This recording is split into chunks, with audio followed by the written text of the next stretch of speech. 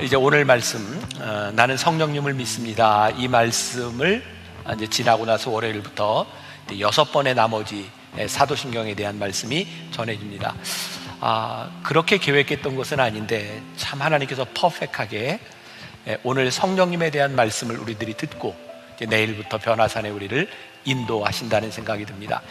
첫 번째 말씀, 우리는 하나님을 믿습니다. 전지전능한 천지를 만드신 하나님, 그 하나님은 우리의 아버지가 되십니다.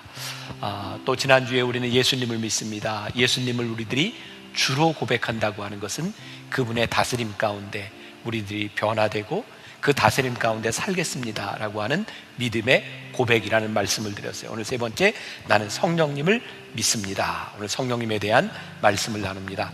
삼위일체 참 쉽지 않습니다. 그러나 우리가 오늘 이 성령님에 대해서 이야기할 때 생각해야 될 것이 있는데, 꼭 생각해야 될 것이 있는데, 우리들이 성령님을 인격적으로 믿느냐 비인격적으로 믿느냐, 오늘 이 부분이 여러분들에게 분명하게 세워졌으면 좋겠습니다. 우리가 성령님을 비인격적으로 믿으면 우리의 신앙은 광신이 됩니다. 성령님을 제대로 믿을 때 우리의 믿음이 세워질 수 있습니다. 아주 오래된 농담, 아마 여러분들 들어보셨음직한 이야기를 제가 하나 들려드리겠습니다. 어떤 신학생이 학교에서 성령론에 대한 시험을 보게 되었다 그러죠. 그 학교에 외국인 교수님이 성령론을 가르치고 있었는데, 기말고사 기간이 되었을 때 한 학생이 성령론에 대해서 이렇게 공부를 하려고 생각하다 보니까 성령님에 대한 것은 공부보다 기도원에 가서 기도하는 것이 낫겠다 하는 생각이 들었답니다. 그래서 시험 전날까지 기도원에 가서 열심히 기도하고 이제 시험 보러 학교에 온 거예요. 문제지를 딱 받았는데 밤새 성령론에 대해서 기도했는데 답을 하나도 쓸 수가 없더랍니다. 그래서 답안지에 이렇게 썼다고 하죠. 성령님은 다 아십니다. 채점을 하던 교수님이 그 답을 보고 고민이 생겼어요. 성령님은 다 아십니다. 그래서 한참 고민하던 이 외국인 교수님은 이렇게 채점을 했다고 합니다. 성령님은 100점, 학생은 빵점. 좀 웃으라고 한 이야기인데, 네. 자, 무엇을 이야기하고 싶은가? 우리가 흔히 범하는 오류, 실수, 신앙의 잘못된 부분에 대한 것이죠. 우리가 성령님을 믿는다고 이야기하면서 성령님은 하나님과 동일하신 분, 능력이 있으신 분인데 때로 우리의 의지와 관계없다고 생각하는 거죠. 성령님은 우리와 아주 인격적인 만남을, 인격적인 관계를 맺기를 원하시는 분이십니다. 오늘 우리가 읽었던 본문 말씀 가운데 요한복음 14장 16절의 말씀이 있어요. 내가 아버지께 구하겠으니 그가 또 다른 보혜사를 너희에게 주사 영원토록 너희와 함께 있게 하리니. 우리는 성령에 대해서 많이 들어왔지만 사실은 모르는 부분들이 참 많습니다. 근데 성경은 우리들에게 분명히 약속해주고 있죠. 예수님께서 승천하신 이후에 우리들에게 성령님을 우리들에게 보내주시겠다. 그 약속이 우리들에게, 우리의 신앙에서 어떤 관계가 있는가? A.W. 토저는 이런 말을 한 적이 있습니다. 들어보세요. 거의 대부분의 기독교 교회에서 성령은 전반적으로 무시되고 있다. 성령의 임재나 부재는 어느 누구에게도 진정한 문제거리가 되지 않고 있다. 성령에 관해 간단히 언급되는 경우란 겨우 성령이나 축도시에 국한된다. 성부, 성자, 성령. 오늘 이 성령님이 우리들에게 어떤 의미가 있는가? 그리고 제 마음속에 바람이 있다면 이번 변화산을 통해서 우리들에게 역사하시는 성령님을 체험할 수 있는 그런 기회가 되었으면 좋겠다 하는 마음의 소원이 있습니다. 여러분들도 상식적으로 알아야 될 것이 있죠. 이번 사도신경을 공부하면서 좀 적을 건 적고 알 것은 알자고 하는 이야기를 했어요. 성령의 존재에 대해서, 성령님이 어떤 분이신가에 대해서 가장 명확하게 설명하는 그것은 요한복음에 있습니다. 그러니까 여러분들이 성령님의 존재에 대해서 알려면 요한복음을 공부해야 합니다. 그런데 성령님의 존재가 아닌 성령님이 역사하실 때 어떤 일이 일어나는가, 성령이 행하시는 일에 대하여 공부하려고 한다면 여러분들이 사도행전을 보아야 합니다. 요한복음은 성령의 존재에 대해서, 사도행전은 성령님이 역사하시는 것에 대하여 분명하게 이야기하고 있어요. 오늘 이 사도신경을 공부하면서 우리는 성령님의 존재에 대한 부분만을 다루게 될 것입니다. 이 성령님에 대한 역사는 신약에서 이렇게 뚝 떨어진 것이 아니라 구약에도 이 영에 대한 것이 증거되고 있죠. 창세기 1장 1절부터 1절 2절에 보니까 이런 말씀이 있어요. 태초에 하나님이 천지를 창조하시니라. 땅이 혼돈하고 공허하며 흑암이 깊음 위에 있고 하나님의 영은 수면 위에 운행하시니라. 하나님의 영, 이 성령님을 믿습니다 라고 하는 고백은 그분의 존재로 인하여 우리들에게 일어나는 일을 우리들이 고백하는 것이죠. 자, 성령님이라고 하는 존재는 어떤 분이신가? 첫 번째, 성령은 생명과 관계되어 있다고 하는 것을 우리들이 먼저 알 필요가 있어요. 성령은 생명과 관계되어 있다. 고린도전서 12장 13절에 이런 말씀이 있습니다. 같이 봉독합니다. 시작. 우리가 유대인이나 헬라인이나 종이나 자유인이나 다 한 성령으로 세례를 받아 한 몸이 되었고 또 다 한 성령을 마시게 하셨느니라. 한 성령으로 세례를 받아서 한 몸이 되었다, 하나라고 말씀을 하고 있죠. 세례를 받아 한 몸이 되었다고 하는 것은 어떤 의미일까요? 자, 고린도전서 12장 3절 말씀 다시 한번 같이 봅니다. 시작. 그러므로 내가 너희에게 알리노니 하나님의 영으로 말하는 자는 누구든지 예수를 저주할 자라 하지 아니하고 또 성령으로 아니하고는 누구든지 예수를 주시라 할 수 없느니라. 반어법으로 되어 있는데 이게 무슨 말이에요? 성령께서 우리들에게 역사할 때 우리들이 예수님을 주라 시인하게 된다. 자, 예수님을 주로 시인하게 된다고 하는 것은 어떤 의미일까요? 우리들이 주의 백성, 구원받은 백성이 되었다라는 의미입니다. 성령께서 우리들에게 역사하실 때 우리들에게 생명이 온다. 성경이 그렇게 증거하고 있죠. 또 흥미로운 것은 구약에 나오는 이 성령이라고 하는 단어가 히브리어의 루하라고 되어 있는데, 자, 그냥 한번 듣고 지나가세요. 외우고 좀 잘난 척할 사람들은 기록하시면 좋고, 성령이라는 단어가 루하라고 되어 있는데 이 단어의 뜻은 바람이라고 하는 의미를 가지고 있습니다. 자, 창세기 2장에 하나님께서 아담을 창조하시고 흙으로 빚으시고 그의 코에 생기를 훅 하고 불어넣으셨다. 이게 루하입니다. 하나님께서 생기를 불어넣으셨을 때 그가 생명이 되었다. 자, 성령, 영이 우리들 가운데 들어가게 될 때 우리들이 살아나고 하나님과의 관계 속에 들어가는 것, 이게 성령이 굉장히 중요한 역할이죠. 성령의 가장 큰 역사는 죽은 것을 살리는 생명이 되게 하는 역사가 있다. 자, 에스겔 37장 3절부터 4절 말씀, 아주 유명한 말씀입니다. 같이 봅니다. 시작. 그가 내게 이르시되 인자야, 이 뼈들이 능히 살 수 있겠느냐 하시기로 내가 대답하되 주 여호와여, 주께서 아시나이다. 또 내게 이르시되 너는 이 모든 뼈에게 대언하여 이르기를 너희 마른 뼈들아 여호와의 말씀을 들을지어다. 그리고 여호와의 말씀에 순종하여 에스겔이 선포했을 때 마른 뼈들이 움직이며 서로 연결되기 시작하고 뼈에 살이 오르고 가죽이 덮어지며 사람의 형상이 됩니다. 자, 에스겔서 37장 10절 우리 같이 봉독합니다. 시작. 이에 내가 그 명령대로 대언하였더니 생기가 그들에게 들어가매 그들이 곧 살아나서 일어나 서는데 극히 큰 군대더라. 생기가 들어갔을 때 그들이 살아 일어나고 그들이 큰 군대가 되었다. 오늘 제가 그런 기도를 하고 여기에 섰습니다. 하나님, 오늘 이 성령님에 대한 말씀이 선포될 때 성령이 다른 누구의 추상적인 것이 아니라 오늘 죽어서 마른 뼈같이 되어 있는 우리 성도들 가운데, 소망을 잃어버린 우리들 가운데 성령이 우리들 가운데 역사하실 때에 마른 뼈들이 살아나서 군대가 되는 역사가 일어나게 하여 주옵소서. 오늘 죽어 있는 영들이 살아나는 역사가 오늘 이 말씀을 통해 일어나게 하여 주옵소서. 이 성령님의 역사는 우리들에게 아주 밀접하게 연관이 되어 있는데 이 땅의 모든 인간들은 이 생명에 관한 고민을 가지고 살아간다는 거죠. 아니, 영생에 대한 고민을 가지고 살아간다는 거죠. 성경 요한복음 3장에 나오는 유명한 이야기죠. 니고데모라고 하는 종교 지도자가 예수님께 찾아옵니다. 그는 종교 지도자입니다. 모든 것을 다 갖춘 사람입니다. 그런데 그에게 풀리지 않는 문제가 있었죠. 주님, 어떻게 하면 하나님 나라에 들어갈 수 있겠습니까? 그의 고민이었어요. 어쩌면 유한한 인생을 살아가는 우리들에게 동일한 고민이 있을지 몰라요. 그때 예수님께서 이렇게 대답하십니다. 내가 거듭나지 않고는 결단코 하나님 나라에 갈 수 없다. 니고데모는 이 말이 이해가 되지 않았습니다. 그때 예수님께서 말씀하십니다. 요한복음 3장 7절과 8절 같이 봉독합니다. 시작. 내가 내게 거듭나야 하겠다는 말을 놀랍게 여기지 말라. 바람이 임의로 불매 내가 그 소리를 들어도 어디서 와서 어디로 가는지 알지 못하나니 성령으로 난 사람도 다 그러하니라. 우리들 눈에 보이지 않는데 성령님이 우리들 가운데 역사하시고 성령으로 거듭나지 아니하면 하늘나라에 갈 수 없느니라. 우리들의 영생, 이 생명에 관한 일이 우리의 의지가 아니라 성령께서 우리들에게 하시는 일이라는 말이에요.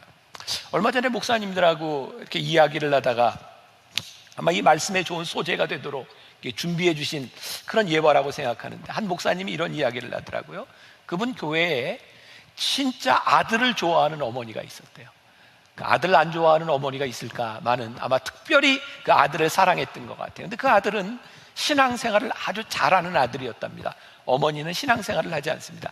그렇게 아들을 좋아하는데도 교회 가는 것을 싫어합니다. 그래서 아들 집에 목회자가 신방을 오면 이 어머니는 방문을 잠그고 갈 때까지 나오지 않던가, 아니면 신방 와 있는 시간에 밖으로 나가서 떠돌다 오든가 어머니가 그랬다는 겁니다. 그런데 어느 날 어머니가 갑자기 아들에게 부탁을 하더라는 거예요. 몸이 아파서 세상을 떠나기 직전인데 목사님을 불러서 세례를 받고 싶다. 전혀 상상할 수도 없는 그런 일이 일어났던 거죠. 목사님이 이 어머니에게 세례를 베풀고 어머니가 세례를 받는 순간 믿음을 고백하고 그날 밤에 세상을 떠났다는 거예요. 이해할 수 없는 일입니다. 어떻게 그렇게 신앙, 교회 다니는 사람, 믿음을 가지는 사람을 싫어했던 그 사람이 어떻게 갑자기 그렇게 믿음을 고백하고 세례를 받고 하늘나라에 갈 수 있는가? 어머니가 죽기 전에 이렇게 이야기를 했다는 거예요. 내가 천국에 가니 너희도 천국에서 보자. 가족들도 목사님도 놀랐던 거죠. 저는 제 목회 현장에서 이런 간증들 참 많이 가지고 있습니다. 제가 영성훈련을 인도할 때 이런 간증들을 참 많이 나누죠.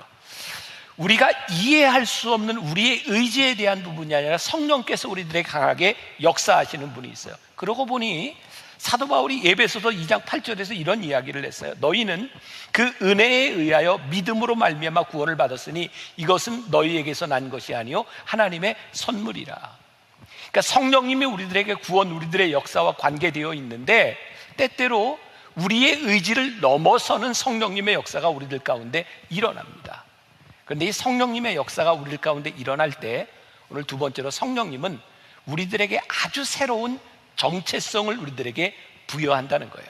자, 고린도전서 12장 13절 말씀, 우리가 유다인이나 헬라인이나 종이나 자유인이나 다 한 성령으로 세례를 받아 한 몸이 되었고, 여기 아주 재밌다고 표현을 해야 될까요? 여러분, 고린도 교회에, 아니 초대교회에는요 믿음의 공동체들 가운데 유대인도 있고 헬라인도 있고 종도 있고 자유인도 있고, 그런데 이 모든 사람이 한 성령으로 세례를 받았다. 성령님이요 교회 안에 아주 새로운 정체성을 부여하셨는데 이게 얼마나 놀라운 일인가.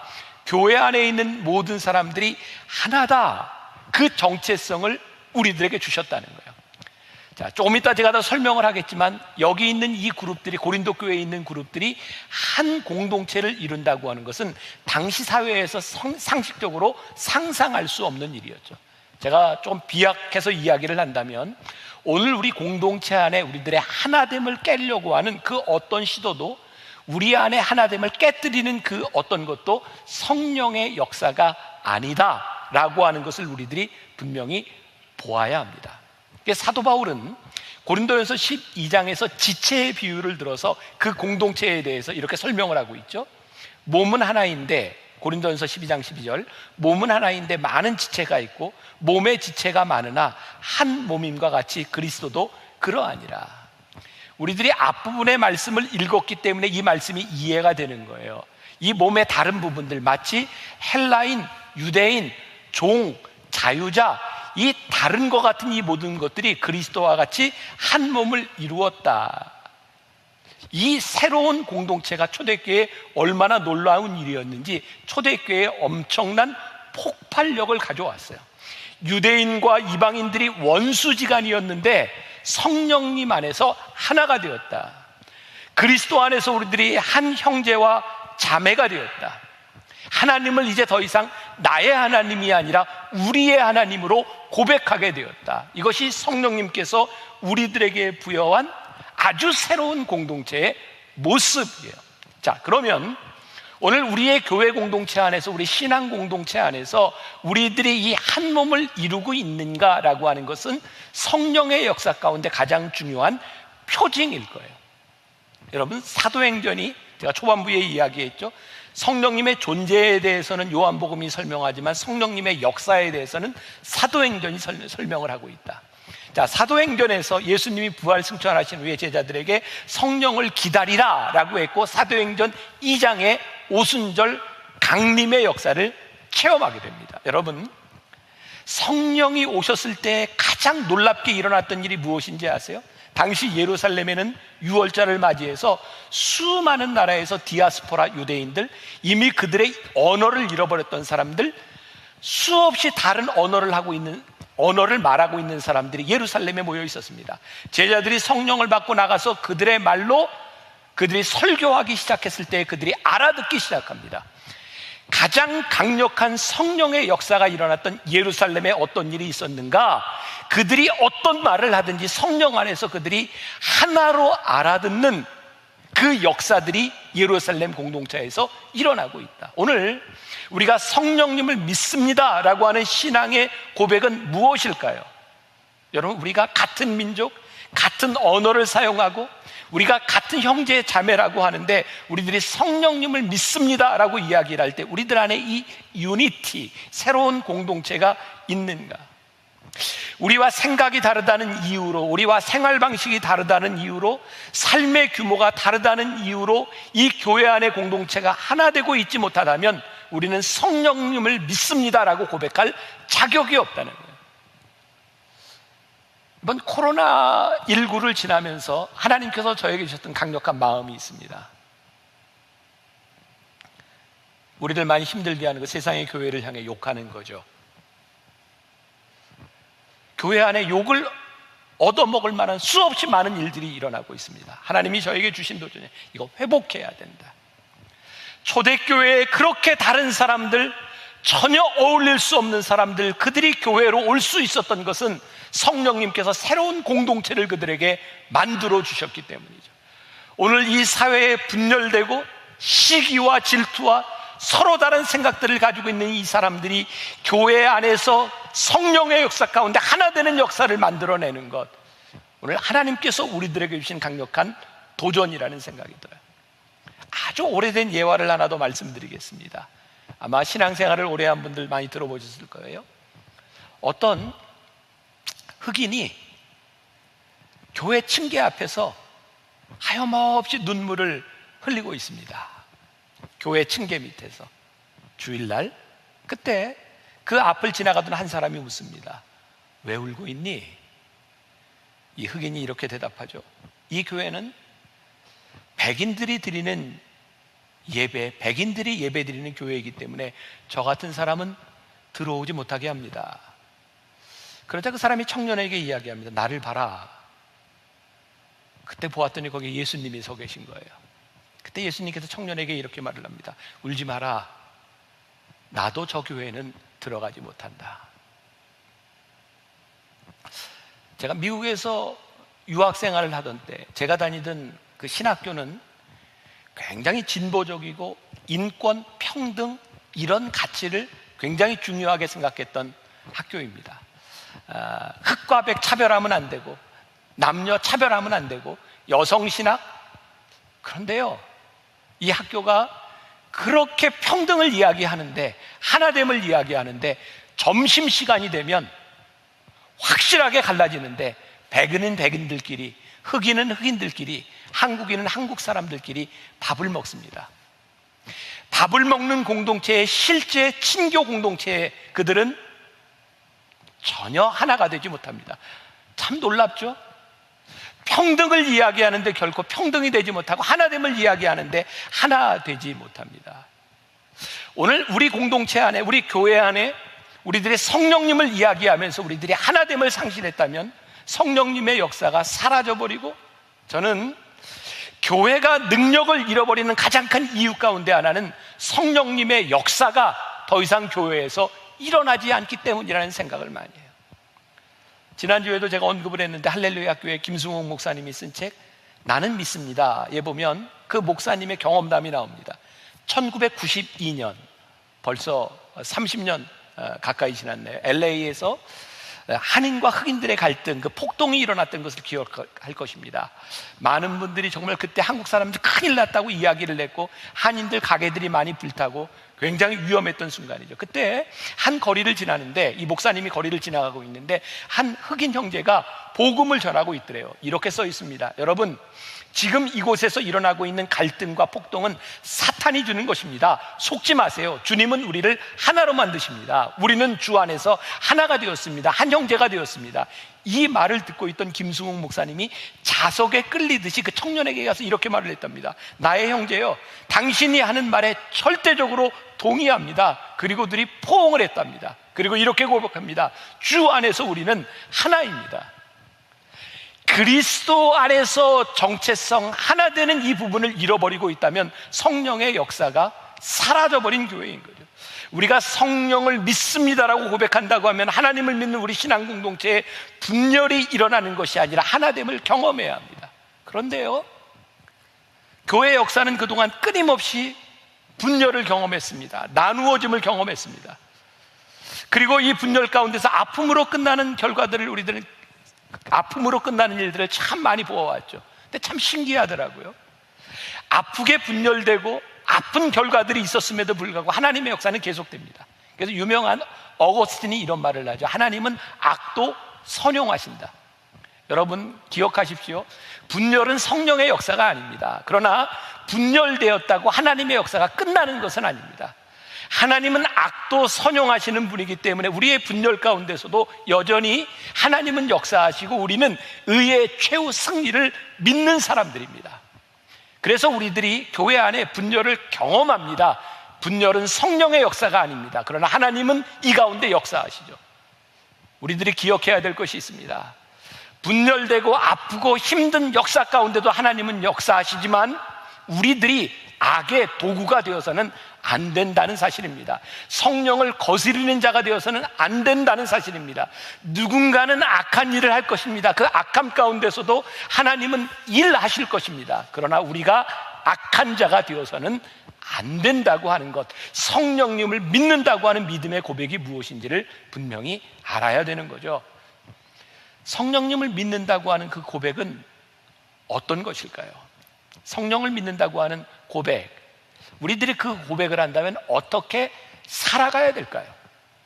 요한복음 21장에 우리가 잘 아는 사건이 있죠. 예수님께서 부활하신 후에 옛생활로 돌아가 있던 베드로에게 찾아오셔서 내가 나를 사랑하느냐 3번을 물으셨던 일입니다. 그리고 베드로가 다시 주님께 사명자로 불리움을 받는 장면이 나오죠. 요한복음 21장 18절, 내가 진실로 진실로 내게 이르노니 내가 젊어서는 스스로 띠띠고 원하는 곳으로 다녔거니와 늙어서는 내 팔을 벌리리니 남이 내게 띠띠우고 원하지 아니하는 곳으로 데려가리라.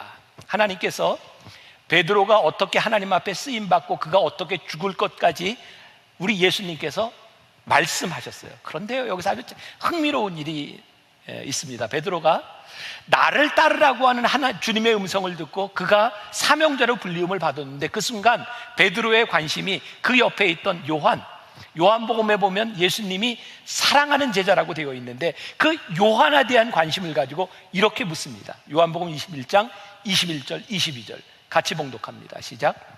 이에 베드로가 그를 보고 예수께 여짜오되 주님, 이 사람은 어떻게 되겠습나이까? 예수께서 이르시되 내가 올 때까지 그를 머물게 하고자 할지라도 내게 무슨 상관이냐? 너는 나를 따르라 하시더라.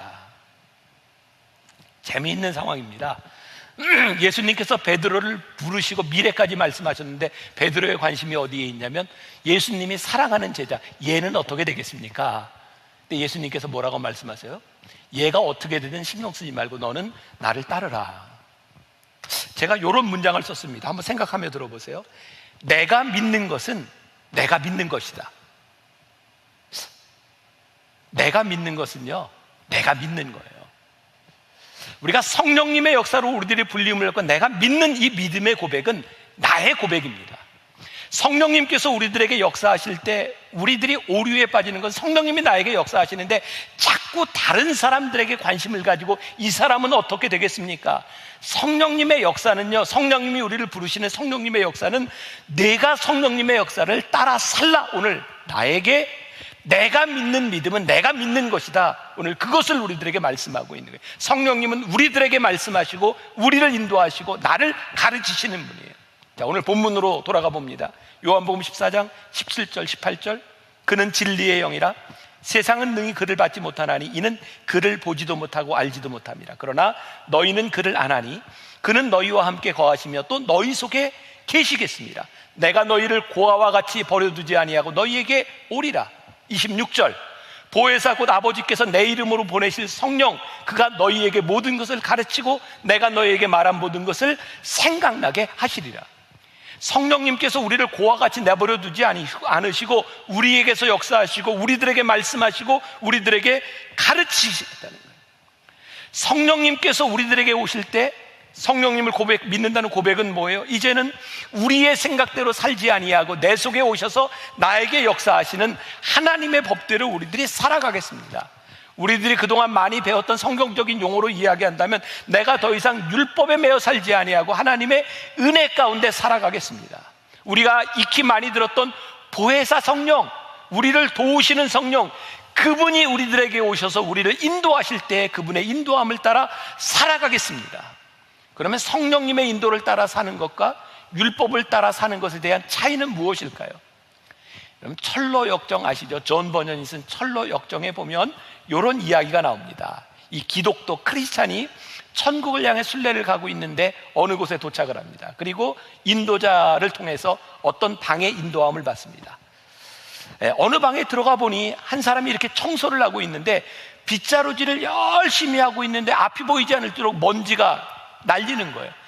그래서 더 열심히 씁니다. 그런데 먼지가 더 많아집니다.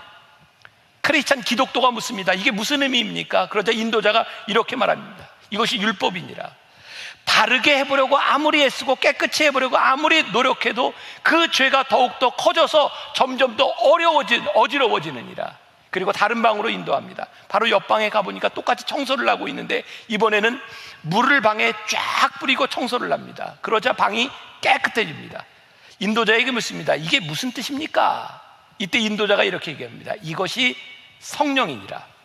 이건 은혜의 역사니라. 인도자가 이렇게 이야기를 합니다. 성령님은 우리가 성령님을 믿습니다라고 하는 것은 더 이상 우리의 의지와 율법으로 살겠다고 하는 것이 아니라 우리들 속에 역사하시는 성령님으로 인해 내가 살아가겠습니다. 은혜의 삶을 살아가겠습니다. 여러분들에게 도전합니다. 우리가 지금까지 하나님을 믿으며 우리들이 신앙생활을 하며 우리는 우리의 생각과 우리의 의지대로 신앙생활을 잘 하려고 노력했습니까? 아니면 오늘 우리의 상황 가운데 성령님 나를 도와주세요, 보혜사 성령님 나를 인도해 주세요, 성령님의 역사를 구하며 신앙생활을 했습니까? 오늘 여러분들에게 강력하게 도전합니다. 이제 우리들이 변화산을 앞두고 우리의 인생의 모든 문제와 우리들의 삶의 문제를 가지고 하나님 앞에 이렇게 나왔으면 좋겠습니다. 보혜사 성령님 나를 인도해 주십시오. 이제 이런 문제가 생기죠. 저에게 그런 소원이 있는데 우리들이 어떻게 하면 성령님의 인도를 받을 수 있겠습니까? 성령님이 어떤 분이신지 우리들이 어떻게 할 수 있겠습니까? 제가 이 성령님에 대한 설교 준비를 하면서 보았던 한 글입니다. 참 좋은 글입니다. 읽어드릴게요. 우리가 가던 길을 잠시 멈추고 무릎을 꿇으면 보이지 않는 손을 만날 수 있다는 것입니다. 그냥 지나칠 수 있는 풀잎에 맺힌 이슬에서 작은 꽃 한 송이에서 이전에 볼 수 없었던 자연의 신비를 경험할 수 있다는 것입니다. 인생의 속도보다 중요한 것은 방향인 것을, 인생의 길이보다 더 중요한 것은 내용인 것을 배워 알면서도 우리는 속도를 늦추지 못할 때가 많습니다. 저는 새벽마다 무릎을 꿇으면서 속도를 조절합니다. 방향을 점검하고 삶의 우선순위를 점검합니다. 무릎을 꿇으면서 제가 얼마나 비천한 존재임을 깨닫습니다. 그리고 그 비천한 존재를 사랑하시는 하나님의 사랑 앞에 감격하곤 합니다. 예수님은 무릎을 꿇고 사셨습니다. 무릎을 꿇고 기도하셨습니다. 대하에 물을 담아 무릎을 꿇고 제자들의 발을 씻기셨습니다. 가장 아름다운 모습이었습니다. 무릎을 꿇는 것은 결코 비굴한 것이 아닙니다. 하나님께 기도하기 위해 꿇는 무릎, 이웃을 섬기기 위해 꿇는 무릎은 아름답습니다. 우리가 성령님의 인도하심을 받지 못하는 가장 큰 이유 중에 하나는 우리의 속도를 줄이지 않는 것입니다. 오늘 우리의 인생에 문제가 생기고 우리의 인생에 답을 잃고 방향을 잃었다면 우리의 속도를 줄여야 할 때입니다. 바쁘게 내 계획대로 살아가는 것이 아니라 새벽에 하나님 앞에 무릎을 꿇고 하나님 앞에 우리들의 방향을 물어야 할 때입니다. 성령님의 역사를 경험하지 못하는 가장 큰 이유 가운데 하나는 이 세상이 너무 혼잡하다는 겁니다. 그래서 성령님의 역사가 보이지 않는다는 겁니다. 너무 분주하게 살아가면서 아름답게 피어있는 꽃송이가 우리들 눈에 보이지 않는다는 겁니다. 성령님께서 우리들에게 말씀하시는 방향이 우리들 눈에 들어오지 않으니 우리가 어떻게 성령님의 인도하심을 받으며 살아갈 수 있겠습니까? 성령님의 인도하심, 보혜사 성령님이 우리 가운데 역사하심을 우리들이 경험하기 위해서 지금 이 순간 우리들의 삶을 멈추는 것은 믿음입니다. 우리의 믿음이 없으면 우리들의 삶을 멈추지 못합니다. 우리의 삶을 멈추고 보혜사 성령님이 우리들에게 말씀하시는 음성을 듣고 인도하심을 받기 시작할 때 성령님의 역사를 우리들이 체험하기 시작해요. 저는 우리 BTD 영성훈련을 인도하면서 그런 성령님의 역사를 참 많이 경험합니다. 때때로 강력하게 역사하시는 성령님을 경험합니다. 언젠가 우리 BTD 영성훈련팀이 해외로 단기 선교 여행을 떠날 때였어요. 같이 동행하기로 했던 중요한 직책을 맡았던 한 권사님이 갑자기 허리가 아파서 갈 수 없게 된 그런 상황에 처한 거예요. 남편이 새벽 예배에 가서 그 부인 권사님을 위해 기도하는데 하나님이 이런 응답을 주셨답니다. 당신이 갑자기 떠나기 전에 아픈 것을 보니 하나님께서 아주 특별한 역사를 하실 것 같아요. 그리고 권사님이 저에게 그 이야기를 하시더라고요. 남편이 이런 음성을 들었답니다.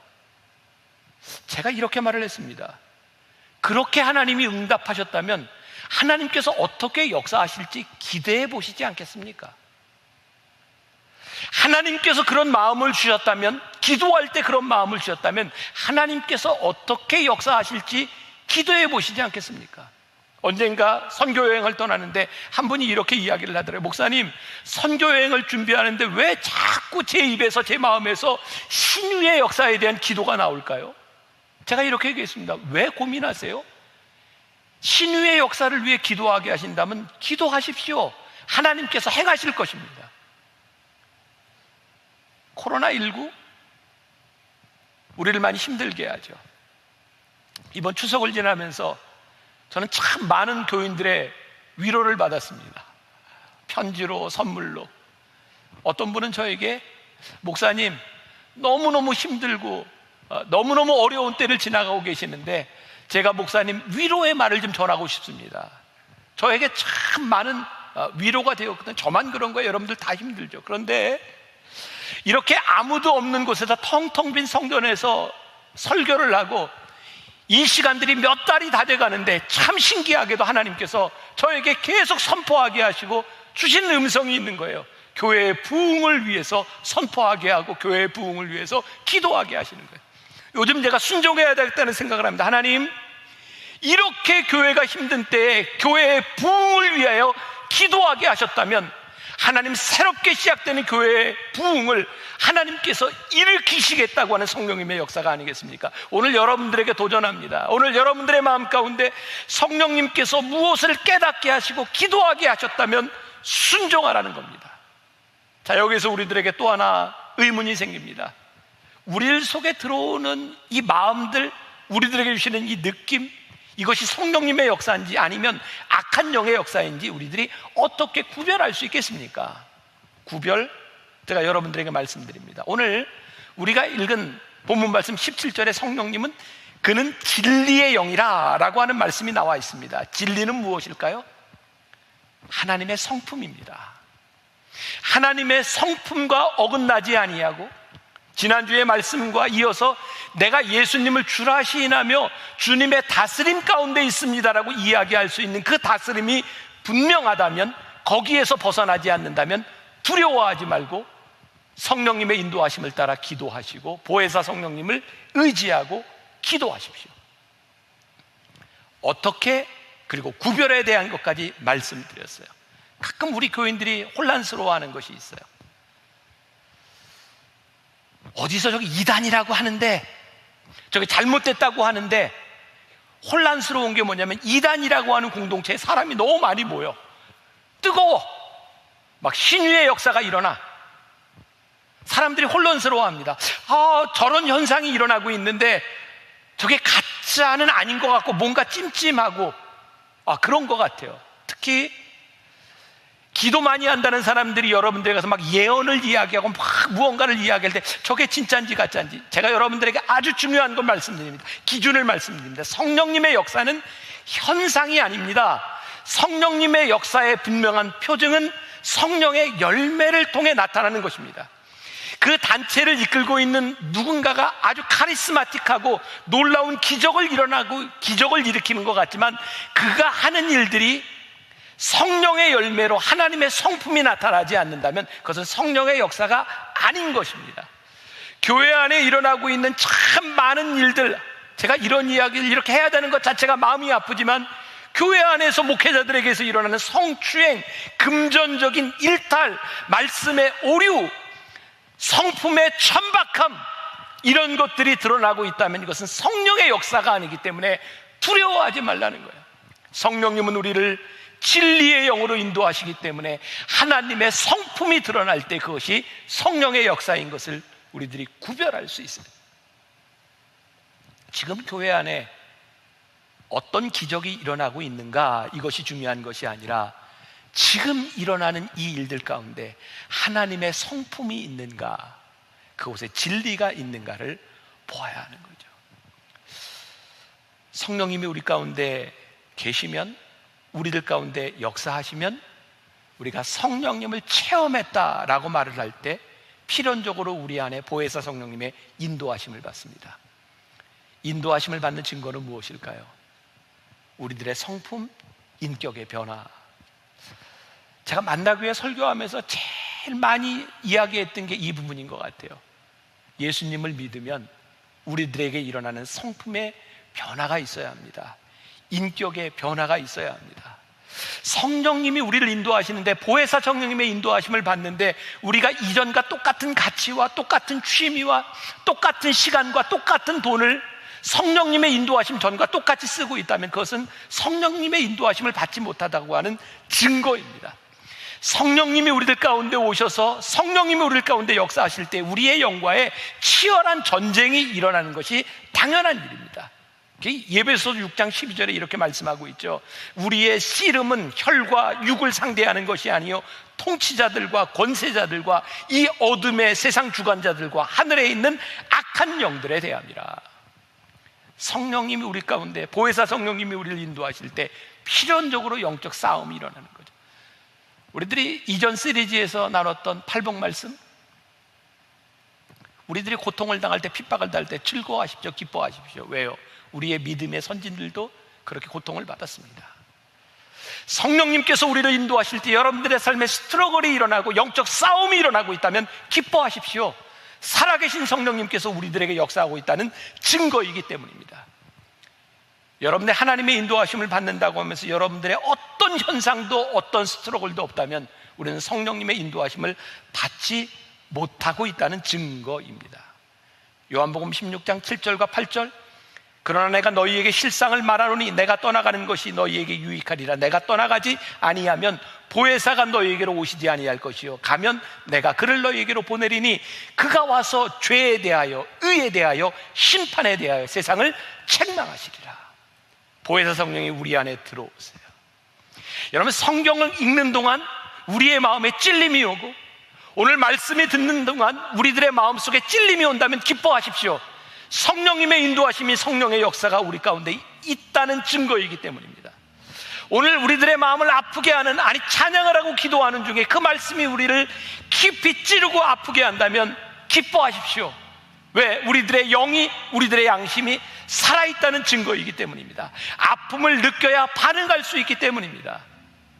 오늘 무감각했던 우리들의 영에 이 보혜사 성령님의 역사하심이 여러분들에게 증거가 되기를 원하고, 성령님을 알고 우리들이 믿습니까? 우리들의 삶을 송두리째 바꿔놓는 성령님, 성령의 인도하심을 받지 못하면 우리는 그리스도인이 아닙니다. 보혜사 성령님을 기대하지 않는다면 우리는 그리스도인이 아닙니다. 우리의 생각과 우리의 능력의 범주 안에서만 살아간다고 하면 우리는 그리스도인이 아닙니다. 오늘 우리는 이렇게 고백합니다. 우리는 성령님을 믿습니다.